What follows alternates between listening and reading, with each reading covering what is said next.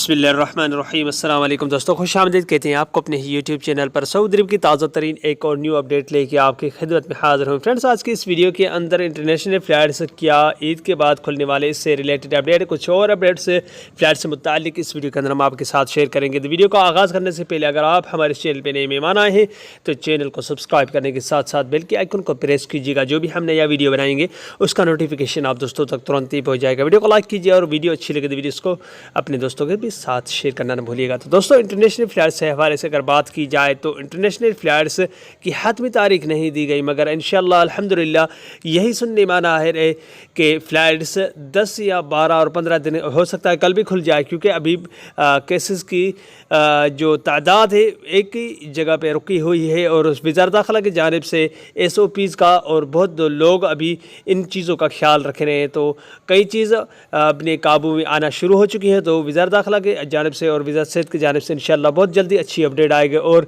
अगर फ़्लाइट्स के बारे में बात की जाए तो हतमी तारीख कोई भी नहीं दी गई। अगर फ़्लाइट्स बहाल भी की गई तो मरहलावार तरतीब से फ़्लाइट्स बहाल की जाएंगी कि पहले जो था 15 सितंबर कर जो फ़्लाइट्स बहाल की गई थी उसमें भी मरहलावार अगर अभी फ़्लाइट्स अगर बहाल भी होती है तो उसमें शराइत लागू SOPs PCR टेस्ट में लाजमी है कि सख्ती दरपेश आएगी और सख्तियाँ की जाएंगी कि फ़्लाइट्स बहाल होने के हवाले से, क्योंकि सऊदी अरब में दूसरी बार इससे और तीसरी बार फ़्लाइट्स पे पाबंदी आयद की गई है। इसलिए सख्तियाँ पेश की जाएंगी सऊदी हुकूमत की जानिब से कि कैसे चीज़ों का ख्याल रखा जाए, किस तरह सऊदी अरब के अंदर दाखिल हो सकते हैं। तो दोस्तों, ऐसी कोई भी बात नहीं है कि फ़्लाइट्स ईद के बाद ही बहाल हो सकता है, कि कल भी बहाल हो परसों भी हो, मगर एक अच्छी अपडेट है जो अगली वीडियो में इंशाअल्लाह मैं आपको दूंगा, क्योंकि कफ़ील की जानिब से जो कहा गया है तो उससे यही लगता है कि फ़्लाइट्स कुछ 1-2 दिन या कल भी परसों या 3 दिन के बाद भी बहाल हो सकती है। वो अगली वीडियो में आपको बताऊँगा और प्रूफ के साथ, और कफ़ील जो वीडियो बात की है